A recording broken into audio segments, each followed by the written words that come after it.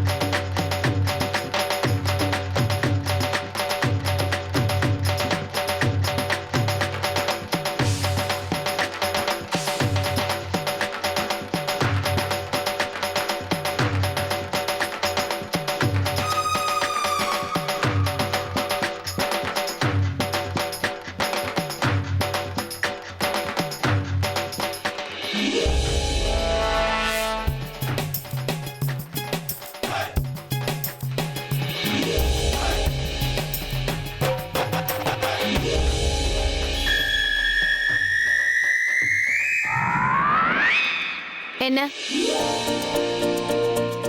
நான் உன்னை டிஸ்டர்ப் பண்றதுக்காக இங்க வரல. உன் நிலைமையை பாத்தியா? ஒரு தனி மரமா நிக்கிற. வெற்றியோட உச்சத்துல இருக்கிறவங்க எல்லாருமே தனியா தான் இருப்பாங்க. அப்படி ஒன்றும் அவசியம் இல்லையே. இது பாரு, சக்சஸோட பீக்ல நானும் தான் இருக்கேன். ஆனா என் கூட என் குடும்பம் இருக்கு, என் ஃப்ரெண்ட்ஸ் இருக்காங்க, என் ஃபேன்ஸ் இருக்காங்க. அவங்களும் எனக்கு ஹெல்ப் பண்றாங்க, என்னை சப்போர்ட் பண்றாங்க. ஆனா இங்க இவ்வளவு பேர் இருந்தோம், நீ தனியா இருக்கியே. உங்களுக்காக தான் நான் இப்படி தனிமையில தவிச்சுக்கிட்டு இருக்கேங்கிறது உங்ககிட்ட என்னால எப்படி சொல்ல முடியும்? நான் இப்படி இருக்கிறதுனால நீங்க வாழ்க்கை முழுக்க சந்தோஷமா இருப்பீங்கன்னா நான் அந்த கஷ்டத்தையும் சந்தோஷமா ஏத்துக்குவேன். என்னாச்சு? பதிலையே காணோம். தனியா தான் இருக்கணும்னு என்னை யாரும் கட்டாயப்படுத்தல. அது என்னோட விருப்பம். இப்ப கூட நான் ஒரு குரல் கொடுத்தா போதும், எனக்கு சேவை செய்யறதுக்காக 10 பேர் என்ன சுத்தி வந்து நிப்பாங்க. லட்சி, ரோஹித் அக்கா, ரோஹித், எனக்கு பசிக்கிற மாதிரி இருக்கு. சாப்பிட ஏதாவது எடுத்துட்டு வர சொல்றியா? இப்பயே எடுத்துட்டு வர சொல்றேன்.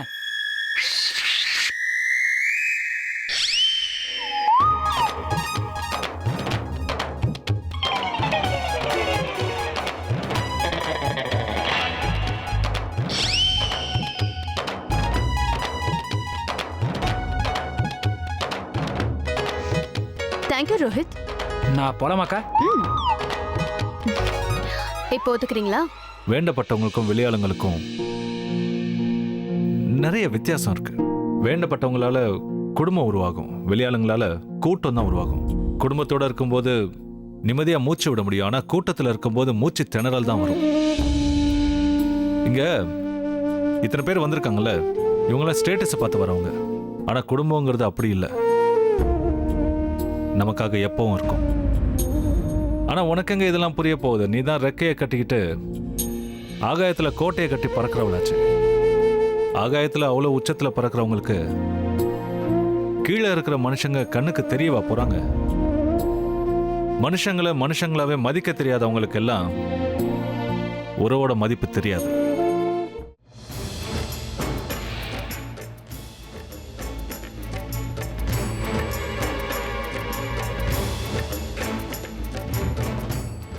வீடு முழுக்க தேடி பார்த்துட்டேன், தனுவை எங்கேயுமே காணுமே.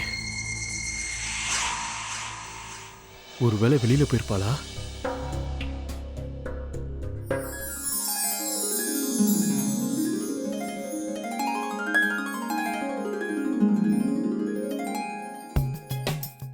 அம்மா, என் போன் எங்க போச்சு? ஓ, சார்ஜ்ல போட்டிருந்தேன்ல.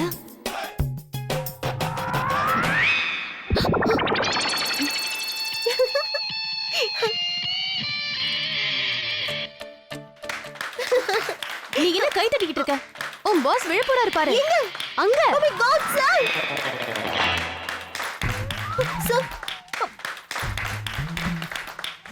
சார் ரொம்ப மோசம்.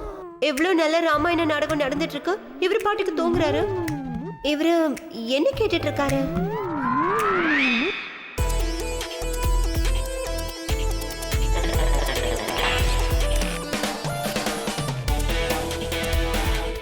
ராமாயணம் நடக்கும்போது ராக் மியூசிக்கா? பெரிய பாவம் தான். கடவுளே, நீங்க தான் இங்க சார மன்னிக்கணும். அவரு தெரியாம பண்ணிட்டாரு. இப்போ என்ன பண்ணலாம்? ஐடியா. நான் ஒரு வேலை பண்றேன்.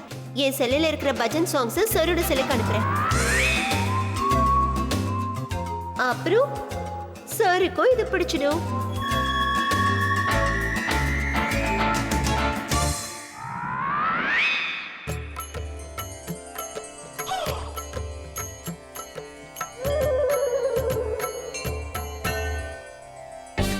இந்த பஜனை பாட்டு எங்க வந்துச்சு?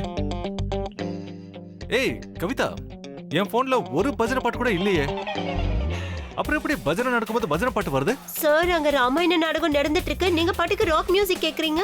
Sir, this is very bad. அதனால தான் உங்க போன்ல நான் பஜன் சாங் டவுன்லோட் பண்ணேன். நீ பஜனை பாட்டு ஏன் போன்ல? ஏன் கவி, இந்த ராமாயணம் நடக்கும்போது ராக் மியூசிக் கேட்டா உங்க ராமருக்கு கோவம் வருமோ? ஆமா சார், என் பாட்டி சொல்லிருக்காங்க. he is very powerful.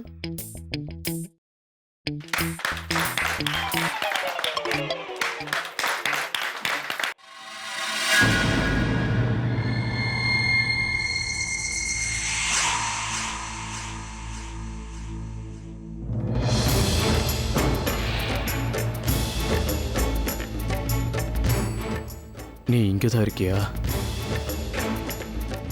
ஆனால் நான் உனக்காக தப்பான ரூமில் காத்துக்கிட்டு இருந்தேன். வேணும்னு நீ என்னை தப்பான ரூமில் காக்க வச்சு திரும்பவும் நீ என்னை ஏமாத்திட்டல. ப்ளீஸ் நிக்கில். உனக்கு எவ்வளோ தைரியம் இருந்தா நீ என்கிட்ட போய் சொல்லியிருப்ப. நீ வருவான அந்த ரூம்ல பைத்தியக்கார மாதிரி வெயிட் பண்ணிட்டு இருந்த. ஆனா நீ கீழே ஜாலியா டான்ஸ் ஆடிட்டு இருந்தல. உன்ன மாதிரி ஒரு பெக்கங்கட்ட செல்ஃபிஷான பொண்ணை நான் பார்த்ததே இல்லை தனு. ஓ உடம்ப பத்தி கவலை இல்லைனாலும் குழந்தைய பத்தி கவலை இருக்க வேணா? நிக்கில் ப்ளீஸ், இப்ப நீ ஆரம்பிச்சிடாத. ஆளாளுக்கு என்ன குத்த சொல்றது கேட்டு கேட்டு நான் சலிச்சு போயிட்டேன். கீழே என்னன்னா அபி எனக்கு அட்வைஸ் பண்ணிட்டு இருக்கா, இங்க நீ எனக்கு லெக்சர் கொடுத்துட்டு இருக்க. நான் டான்ஸ் ஆடுவேன், அது ஏன் இஷ்டம். நான் டான்ஸ் ஆடுனது பார்த்தவங்க எல்லாருக்குமே அது தப்பா தான் தெரியுது. ஆனா நான் அப்படி எதுக்காக பண்ணேன்னு உங்க யாருக்குமே தெரியாது. என்ன விஷயம் நீ என்கிட்ட சொல்லிருக்கலாமே. இதான் உன் ப்ராப்ளமே. உன் மனசுல இருக்கிற விஷயத்தை நீ எப்பயுமே என்கிட்ட ஷேர் பண்ணிக்க மாட்டேன். நான் எதுக்காக உன்கிட்ட ஷேர் பண்ணணும்? தெரிஞ்சு நீ என்ன பண்ண போற? மிஞ்சி மிஞ்சி போனா என் மேல பரிதாபப்படுவேன். உனக்கு நான் இருக்கேன்னு எனக்கு ஆறுதல் சொல்ல போறேன். நீ என்ன எனக்கு ஹெல்ப் பண்ண போற? இங்க யாருக்குமே என் மேல அக்கறையே இல்ல. அதனாலதான் எனக்கு தேவையானது நானே செஞ்சுக்கணும்னு முடிவெடுத்தேன். ரொம்ப வருத்தமா இருக்கு தனு. நீ என்ன புரிஞ்சுக்கிட்டது இவ்வளவுதானா? ப்ளீஸ், என்ன ப்ராப்ளம் நீ என்கிட்ட சொல்லு. உனக்கு கட்டாயம் நான் சொல்லி ஆகணுமா? ஆமா. அப்ப கேளு. எனக்கு இப்போ 5 லட்சம் ரூபாய் வேணும். 5 லட்சமா? தனு, அவ்வளவு பெரிய அமௌண்ட் வேணுமா? எதுக்காக அவ்வளவு பணம்? காரணத்தை சொல்லு. See, I told you. உனக்கு கேள்வி கேட்க தான் தோணுமே தவிர உன்னால எனக்கு ஹெல்ப் பண்ணவே முடியாது. என் ப்ராப்ளத்தையே உன்னால புரிஞ்சுக்க முடியல. இதுல நான் அபியை விட்டுட்டு ஒன்னு கல்யாணம் பண்ணிக்கணும்னு நீ சொல்ற. என்னோட இந்த சின்ன ஆசையை கூட உன்னால நிறைவேற்ற முடியல. You don't deserve me. இதான் உன்கிட்ட இருக்கிற பெரிய ப்ராப்ளம். நீ பணத்தை வச்சுதான் அன்பையே எடை போடுற. யார்கிட்ட பணம் அதிகமா இருக்கோ அவங்க மேலதான் தனு மேடமுக்கு காதல் வரும். நீ கேட்ட 5 லட்சத்தை நான் தரேன்.